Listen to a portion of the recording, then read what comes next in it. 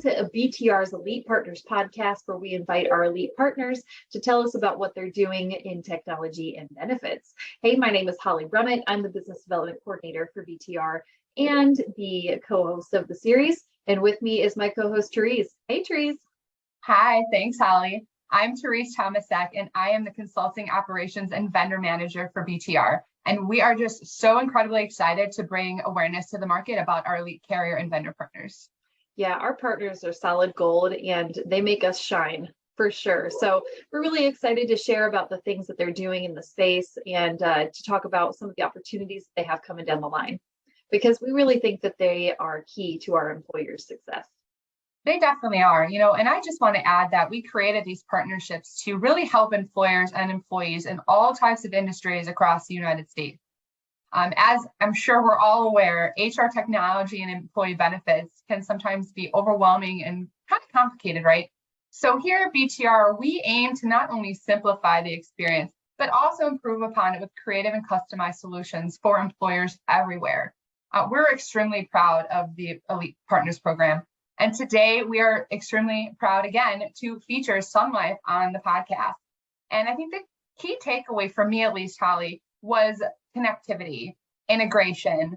Yeah. And it sounds like Sun Life is working their butts off to really just stay ahead of the curve in that space. Yeah, I would agree with that. Connectivity seems to be their main focus right now, which is exciting. They have lots of neat things going on, including coining the term fake PI instead of API, those APIs that aren't really APIs, but they're fake PIs. I love that. So we'll get into that. But let's get into the conversation with Sun Life and hear all the things that they have going on. Okay, good afternoon, everyone, and welcome back to another Elite Partner Series podcast recording. Today with us, we have Ted Phillips and Luke Adeline from Sun Life.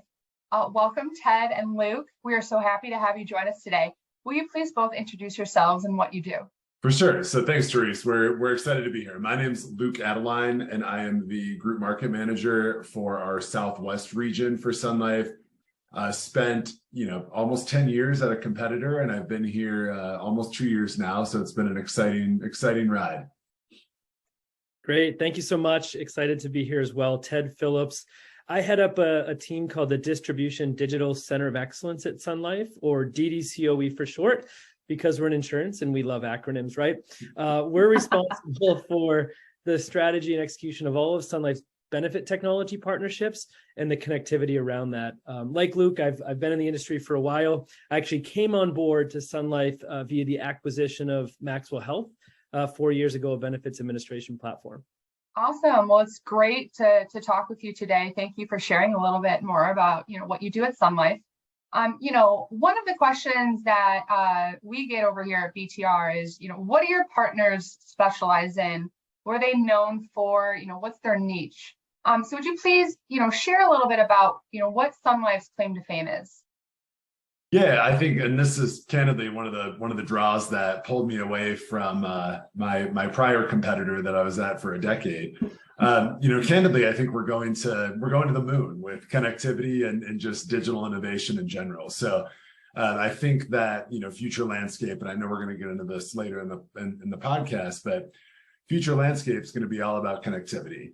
And I think as a carrier, it's imperative that you obviously not only try to stay relevant, but try to set the trend, right? So at Sun Life, we're investing heavily in digital infrastructure and connectivity in general. So it's really exciting to be a part of. And I'd say overall, I mean, that's one of the biggest things that we're going to be known for in the next 12 to 18 months.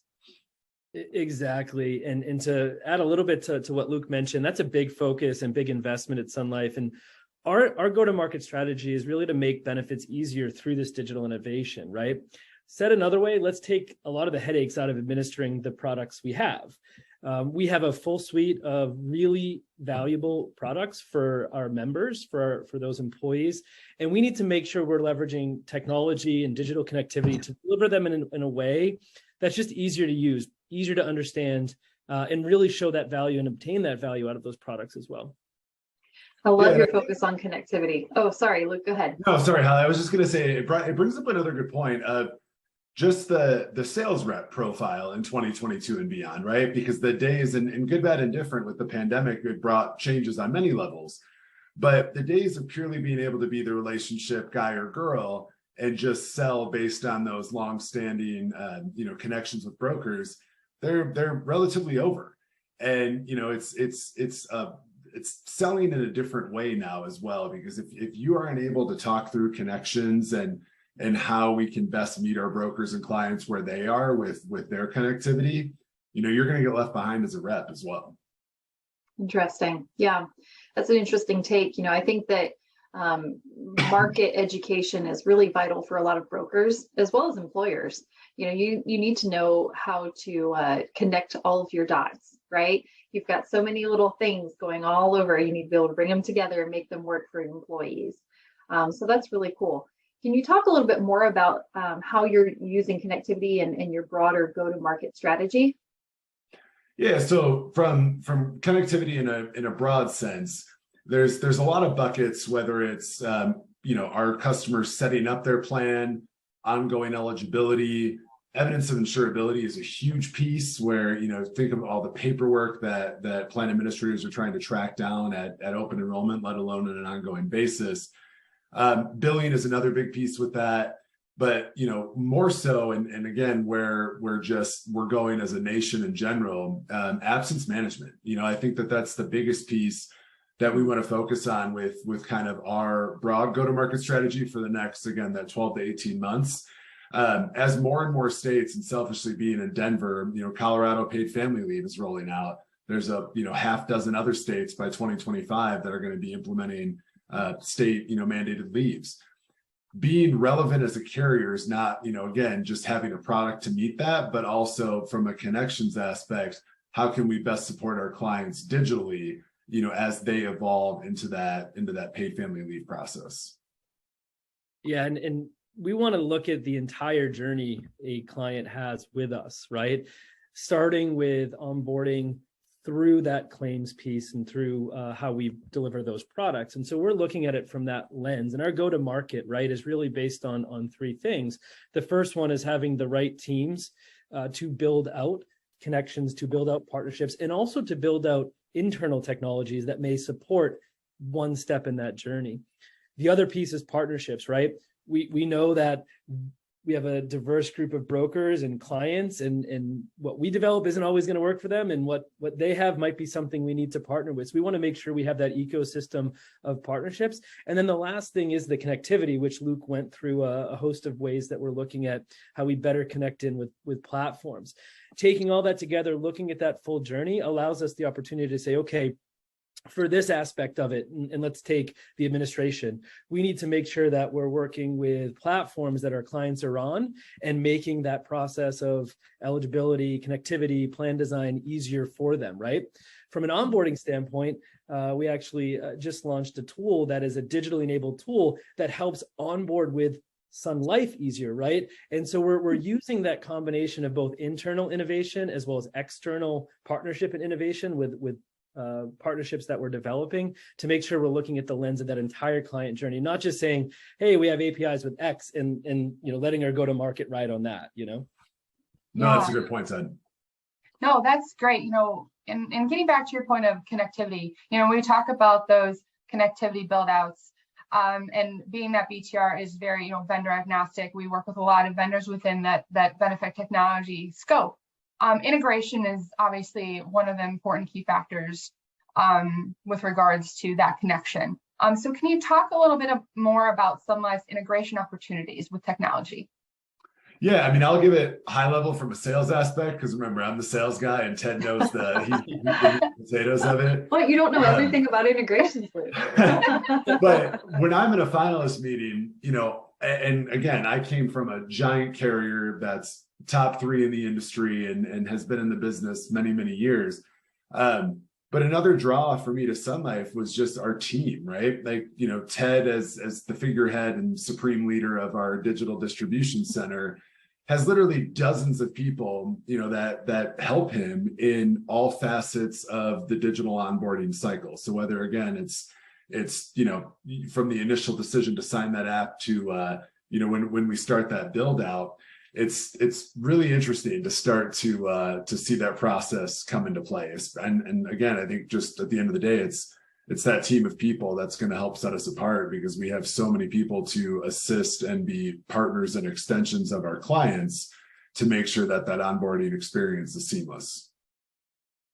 Yeah, and I think this is where, there's incredible opportunity. I think you can see all the stats, and obviously you know it very well, where the majority of employers are on a technology today, right?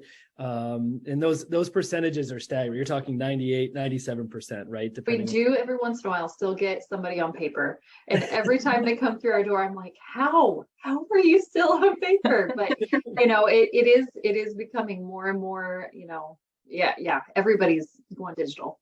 Exactly. And so the integration opportunities are huge there, right?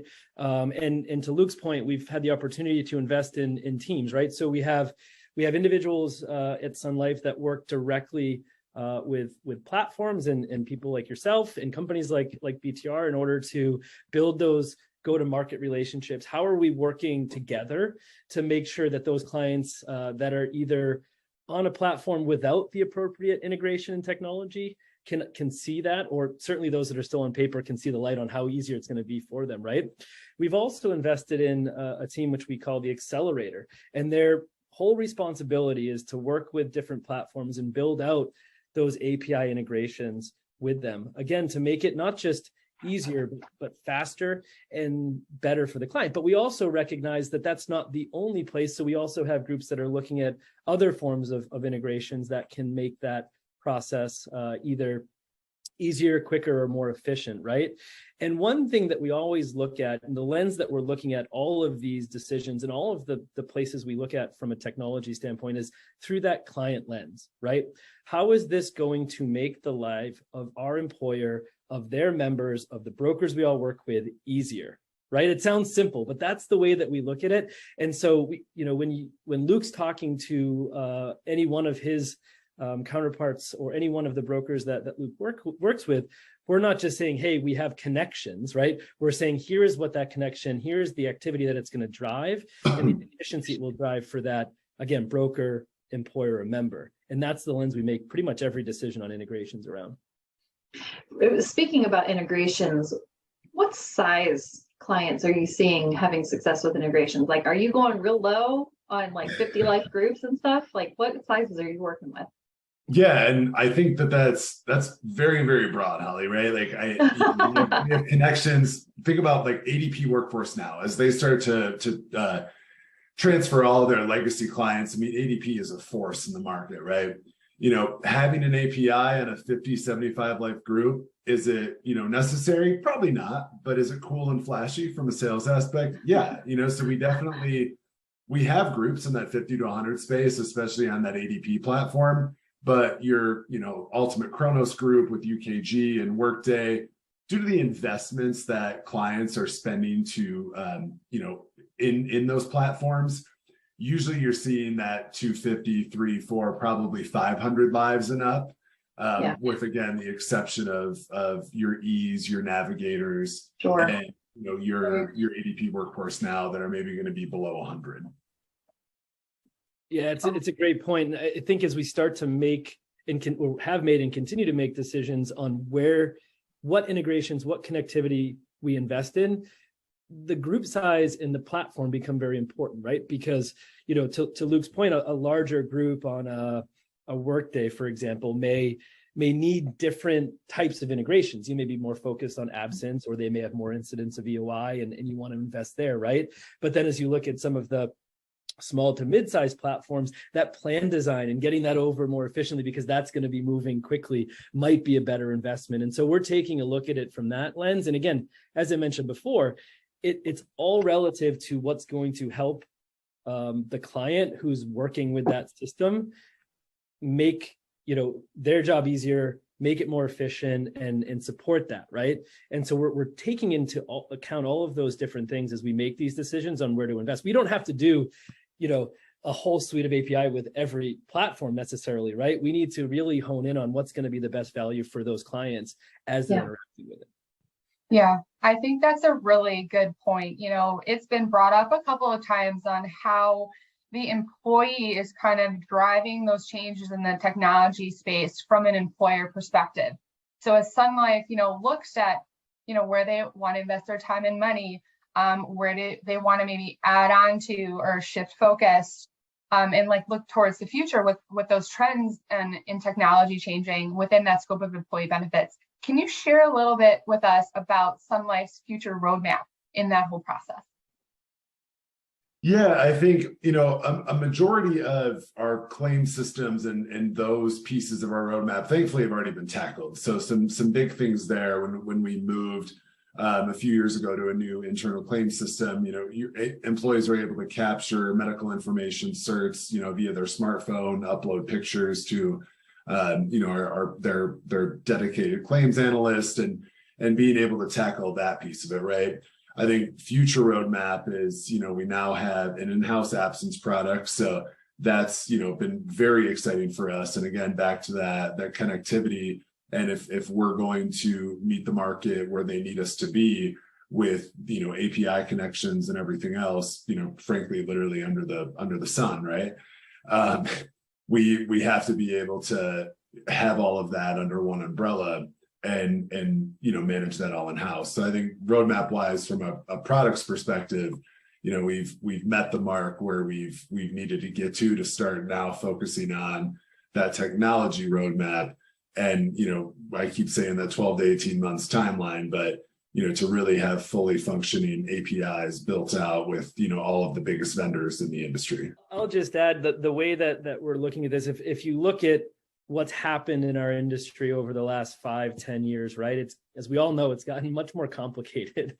Used to have a broker or carriers that went to brokers, that went to employers, that had employees, right? And now you have all of these different layers in between. You have Ben Admin, you have HCM, you have HRIS, you have payroll that kind of can include Ben Admin, can include HCM. You have middleware platforms, you have a whole bunch of others, right? And because of the investment in that technology side, it has exploded, right?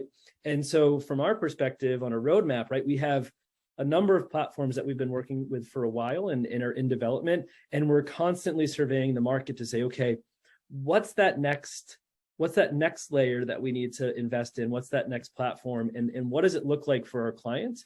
And making sure that we're staying ahead of that, right? So it's roadmap is a fun thing right now because we have a good roadmap that we've been working on for, a couple of years now, but it's constantly that it's an exciting conversation because it's constantly being discussed around, okay, well, what's next, right? What's next? How are we going to continue to be on the leading edge of this?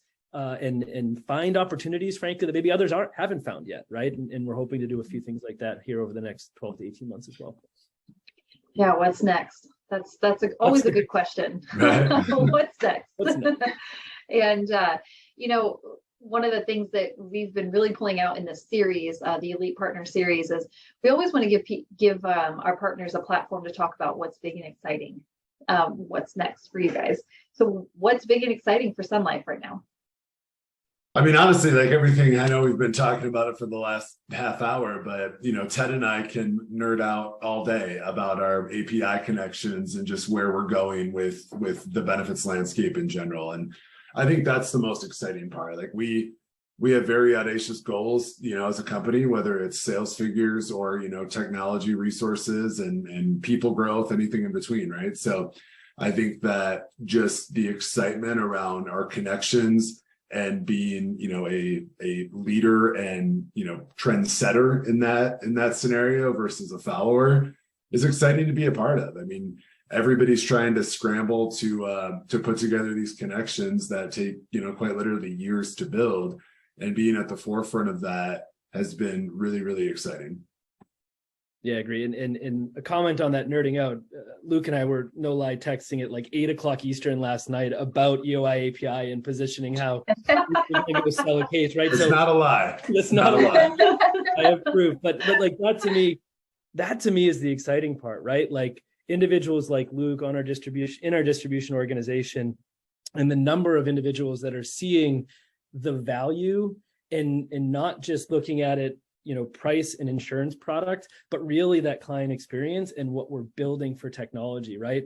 I mentioned that I came on board to Sun Life 4 years ago via another Ben Admin, right? That that I had been at for a number of years before that. And we had worked with a ton of carriers, and we were always kind of fighting that uphill battle with most we talked to, right? And this was, 5 or 6 years ago. Seeing the excitement from Luke and the rest of our distribution organization on this and how we're positioning it and using it to provide great experiences for our clients and using that sales process is really exciting to me. And I just expect that to grow, right? Like the tech solutioning aspect around our world is becoming more and more important. And for me, that's exciting as well. Ted, I haven't even got to connect with you yet, but I found out this morning we won that case. So I appreciate your 8 o'clock. Finding out live. live here on the podcast. It's fantastic. You won it for me. That's awesome. That is big and exciting. Congratulations. Thanks, so when thinking about, we've been talking about connectivity and integrations and how you're focusing on employees and making things, making lives easier and facilitating really people be able to use their benefits. Let's focus in a little bit on brokers right now. Brokers have a lot going on. At the time that we're recording this, we're at the end of August. At the time this goes live, it'll be the end of September. We'll be getting into the thick of fourth quarter. And what should brokers be thinking about as far as what Sun Life products can do for them? Yeah, I think that's a great point, Holly. And I think more importantly, it's narrowing that landscape of the traditional go to 12 carriers, figure out, how we pivot to a solution, which is, AKA best price, and then move from there. And I truly see ourselves, starting to see that change in tide with the broker community in a narrowed landscape of competitors during an RFP process. And that one of those top 3 questions being, how well do you connect with X, Y, and Z? And that brings me back to that really busy time of year, because if you're specifically working with partners that connect well, whether it's, a traditional EDX feed with, one of the hundreds of benefits administration or HCM platforms that are out there, or something that's as full, service as API, the turnaround times in those cases to get them built and operational, and the likelihood of the broker having to, or he or she's team having to get involved because of delays and issues, that goes down significantly when you have these file feeds in place. So kind of broker 2.0 is the more you push your clients towards, whether it's traditional, again, those EDX feeds or full service APIs, the less likely you're going to have to perform the amount of routine maintenance, if you will, that you would have 4 to 6 years ago. And real quick, if I can just hop in, you're mentioning the acronym EDX. Now that's a term that I'm familiar with. Our brokers may not be familiar with. Can you define what that is real quick? I'll let Ted define that piece. Okay. Okay, so what I'm going to say here is that is EDI, right? So that is your kind of standard EDI file. Here at Sun Life, we like to be a little different, and we call it EDX. So it means exactly that same thing. Mm-hmm.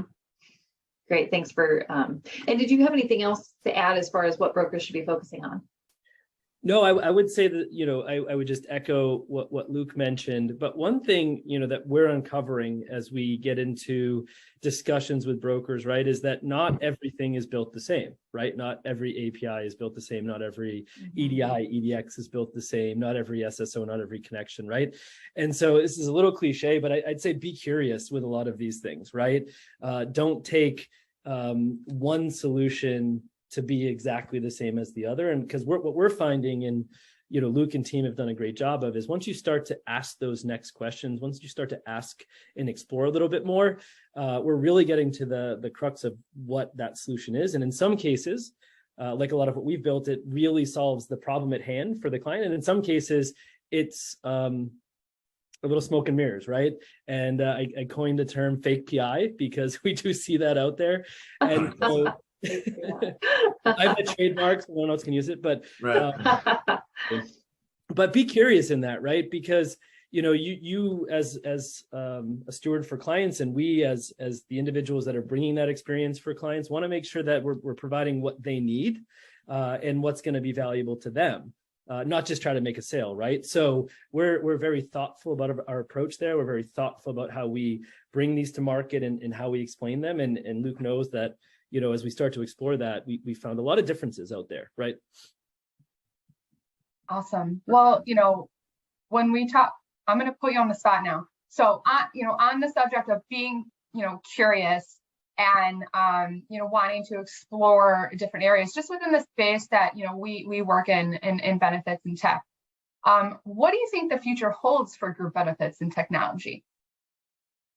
Yeah, so to my comment earlier, I mean, in 5 years, I see there being 5 to 7 major players in group benefits, and if you're not with the times in terms of API and EDI build outs and connectivity, you're going to get left behind. And I think good, bad, and different, we're going to start to see a change in tide of, as more and more carriers start to build out specifically these API connections, there's potentially going to come a place in the benefits world where you could market a January 1st renewal on December 1st and have enough time to make a switch, because if you're moving from API to API, the time it takes to move coverages and get something new set up is days instead of months, right? So I think that's the one thing that I'm really interested to see where that goes is, it's going to fundamentally change the benefits landscape forever, right? But also, we're going to have to find unique niches and honestly rely back upon our relationships and client engagement to maintain clients outside of that initial rate guarantee, right? Because if we're making it easier to change carriers, so to speak, because carrier 1 is connected with this platform and carrier 2 is, and it takes 1 week to move benefits, we're going to have to go back to, kind of the roots of how do we also maintain, that relationship outside of just the technical aspect. So I think that's going to be really exciting to see. And again, I'm glad that, selfishly we're at the forefront of it. But as more and more carriers build those connections, it's going to be easier for clients to move. Yeah, and like you mentioned with carriers, I think there's also going to be a similar view within the tech world, right? Where there's been incredible investment into HR technology. The number that I've seen from SHRM is, in I think it was 2019, it was around $9 billion. In 2022, it was 17 billion, right? So that tremendous growth, and we see that, right? We see a number of investment in existing players. We see a number of startups that are popping up. And what we're seeing is it's every aspect of that client journey, right? Everything from quote and proposal to benefits administration to claims, so on and so forth, right? And so what I think you'll probably start to see is those that are investing, like Luke mentioned, in what we're doing in the connectivity, are going to start to kind of rise to the top. I also think we'll start to see some tightening of that on the investment side, as well as some consolidation overall, which will be interesting, right? Because it'll be those that really had invested, I think, in this piece of it and this connection overall. The other thing too is I think we'll start to see some crossover, as I mentioned before, around segments, right? What's better, all-in-one or point solutions? I think time will tell on that, but we're already starting to see some of that with some of the HCM payroll, some of the HCM Ben Admin partnerships that are out there as well. Well, thank you guys. Thank you, Ted, and thank you, Luke from Sun Life, for joining us for our podcast. This Elite Partners podcast series has been teaching us a lot about what our partners are doing, and we're really excited for you guys, and we're really thankful for your partnership. It's always a true honor to work with Sun Life, so we're really glad you guys got to be on the podcast with us today. We appreciate it, Holly, and thank you, Therese, as well. Thank you so much. Appreciate the time. Of course. Mm-hmm. Now, to the listener of this podcast, if you're an employer looking for an HR technology solution, whether it's payroll, Ben Admin, HCM, or even a one-on-one year-round enrollment support, BTR has solutions that will fit your culture and your budget. And we have lots of partners who are doing really great things in the HR tech world, and we're here for it. So if you'd like more information about the services you've heard today from Sun Life, please email us at btrprojects@bentechre.com. It's over here, I think, and feel free to connect with our experts there. Thanks for viewing today's podcast, and we hope you have a good day.